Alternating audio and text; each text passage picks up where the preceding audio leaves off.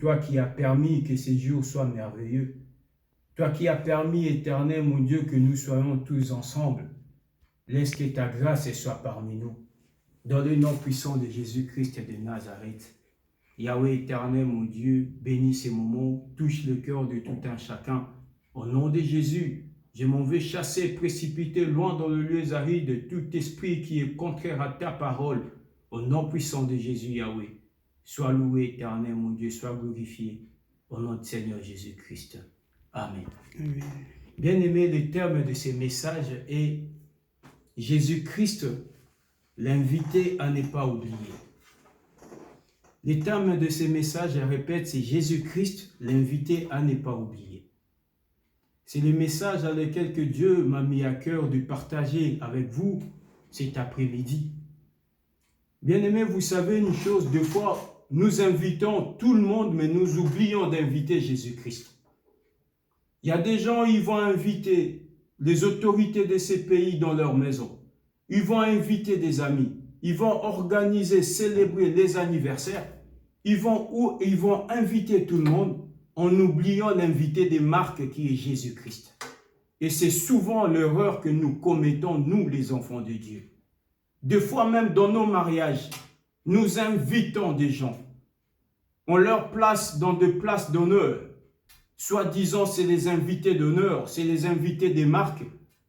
Mais dans nos noces, nous oublions d'inviter Jésus-Christ et de prendre place dans nos familles, de prendre place dans nos maisons, de prendre place dans nos entreprises, de prendre place dans nos affaires, dans nos business.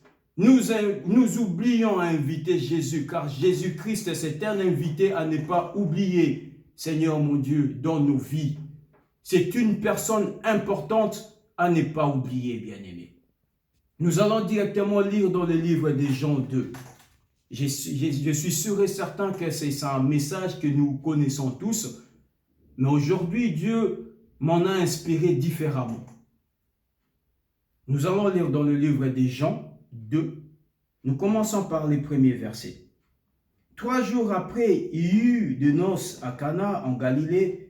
La mère de Jésus était là et Jésus fut aussi invité aux noces avec ses disciples. Le vin ayant manqué, la mère de Jésus lui dit, « Ils n'ont plus de vin. » Jésus lui répondit, « Femme, qu'y a-t-il entre moi et toi? Mon heure n'est pas encore venue. » Sa mère dit au serviteur, « Faites ce qu'il vous dira. » Or, il y avait là 6 vases de pierre destinés aux purifications des Juifs et contenaient chacun 2 ou 3 mesures. Jésus leur dit, « Remplissez d'eau ces vases, et ils le remplirent jusqu'au bord. Puisez maintenant, leur dit-il, et prenez-en en l'ordonnateur du repas. » Et ils emportèrent. Quand l'ordonnateur du repas eut goûté l'eau changée en vin, ne sachant d'où venait ce vin, tandis que le serviteur qui avait puisé l'eau le savait bien. Amen. Bien-aimé, il y avait une fête qui s'organisait à Cana. Bien-aimé, à Galilée, plus précisément. Et dans cette fête, la Bible nous dit, Marie, la mère de Jésus, était là et Jésus aussi était invité. La personne qui organisait cette fête, il a invité tout le monde. Mais il n'a pas oublié d'inviter Jésus-Christ dans sa fête. La Bible dit Jésus-Christ aussi était invité. Est-ce que toi, quand tu organises tes fêtes, est-ce que Jésus est au centre de tes activités? Est-ce que Jésus-Christ est-il au centre, bien-aimé, dans tes affaires? Mais la personne qui a organisé cette fête, bien-aimé, la personne qui a eu l'idée de célébrer ces noces, il a eu cette initiative. Il a eu l'idée, cette inspiration d'inviter Jésus-Christ dans son mariage. Et Jésus était là. La Bible dit, au courant de la fête, il y a eu le vin qui en manquait. Et les gens ont commencé à se plaindre parce que les vins ont manqué. Les gens sont venus vers Marie pour lui dire, parce que sachant que Marie était la mère de Jésus, voilà, il y a les vins qui manquent. Bien-aimé, je vais te dire quelque chose. Peu importe ce que tu peux avoir comme moyen, peu importe ce que tu peux avoir comme finance, Peu importe tes capacités, peu importe ta grandeur, peu importe ton élévation, il y aura un moment des choses vont arriver à manquer dans ta vie. Il y aura des choses qui vont manquer et nul ne pourra combler ces vides qui vont manquer en toi. Cet homme, je suis sûr et certain, lorsqu'il a organisé sa fête, il a tout prévu. Il avait prévu le vin, il avait prévu à manger, il avait prévu tout ce qui pouvait être à l'honneur, tout ce qui pouvait être à la réussite de sa fête. Mais arrive un moment, bien-aimé, le vin a eu à manquer dans cette fête.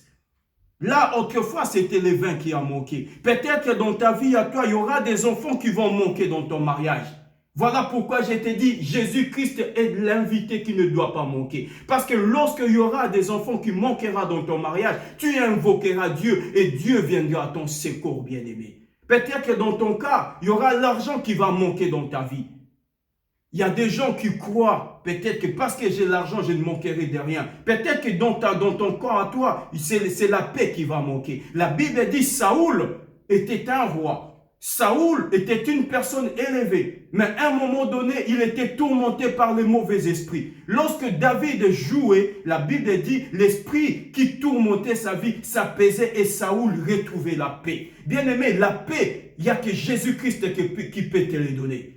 Tu vas peut-être chercher les choses de ce monde. Tu vas dire, j'ai l'argent. Tu vas dire, j'ai les moyens. Est-ce que tu arrives à dormir la nuit? Est-ce que tu arrives à trouver la paix, bien-aimé? Jésus-Christ doit être l'invité par excellence dans ta vie. Et lorsque Jésus-Christ sera l'invité, c'est celui-là qui te ramènera la paix dans ta maison. C'est celui-là qui ramènera, bien-aimé, la solution dans tes problèmes. Il y a des gens, ils ont une fortune, mais ils n'ont pas la santé. Lorsque viendra la maladie comme celle-ci qui est en train de frapper le monde, ce coronavirus, bien-aimé, les gens, ils ont tout mis, ils ont tout mis comme moyen.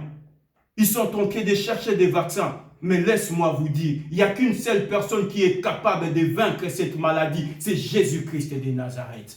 Alléluia. Bien-aimé, Jésus-Christ était là. L'ordonnateur de fête était là. Les invités, ils étaient tous là. Celui qui a voulu festoyer avec ses amis était là. Ils se organisaient. Mais à un moment, le vin a manqué. Après, ils ont sollicité Jésus. Marie a sollicité Jésus. Jésus a dit, qu'y a-t-il, femme, entre toi et moi? Peut-être qu'il y aura un moment où tu vas invoquer Dieu. Tu auras l'impression comme si ta prière n'est pas exaucée, bien-aimé. Il y aura un moment où tu invoqueras l'Éternel. Tu auras l'impression comme si l'Éternel ne t'écoute pas. Laisse-moi te dire, Dieu écoute la prière de tout un chacun. C'était là, Jésus a voulu voir la persévérance. Qu'y a-t-il entre toi et moi, femme? Mon heure n'est pas encore arrivée. Peut-être tu t'es dit, ce n'est pas encore mon temps. Moi, je t'ai dit, ton temps est arrivé. C'est le temps de ta bénédiction. Mais à une condition, n'oublie pas d'inviter Jésus-Christ dans ta vie. N'oublie pas d'inviter Jésus-Christ dans tes fiançailles. N'oublie pas d'inviter Jésus-Christ dans ton travail, bien-aimé. Lorsque manquera les choses, c'est Jésus qui viendra apporter les secours. Bien-aimé, Jésus dit, qu'y a-t-il entre toi et moi, femme? Mais après, Marie dit, faites tout ce qu'il vous dira de faire. Aujourd'hui, moi, je t'ai dit, fais tout ce que l'Éternel te dira de faire. Après cela, tu verras l'eau changer en vin. Aujourd'hui, Dieu va changer des situations. Aujourd'hui, l'eau sera changée en vin. Aujourd'hui, la stérilité sera changée à la fécondité. Aujourd'hui, bien-aimé, la maladie sera changée à la guérison. C'est lui qui croit à cette parole qui dit Amen. Amen. Aujourd'hui, la pauvreté sera changée à la prospérité. Cette maladie, le coronavirus, sera vaincue au nom de Jésus, car elle est déjà vaincue par le nom de Jésus-Christ de Nazareth. Jésus dit, prenez les vases, remplissez d'eau, l'eau est l'image de la parole. La Bible dit dans leur détresse, ils invoquèrent l'Éternel. L'Éternel envoya sa parole. Tu veux connaître la solution? Bien-aimé, remplis le vase d'eau. Le vase, c'est l'image de ta vie. Le vase, bien-aimé, c'est l'image de ton corps. La Bible dit, nos corps sont le temple du Saint-Esprit. En toi doit habiter le Saint-Esprit et la parole de l'Éternel. Il dit, remplissez ces vases d'eau.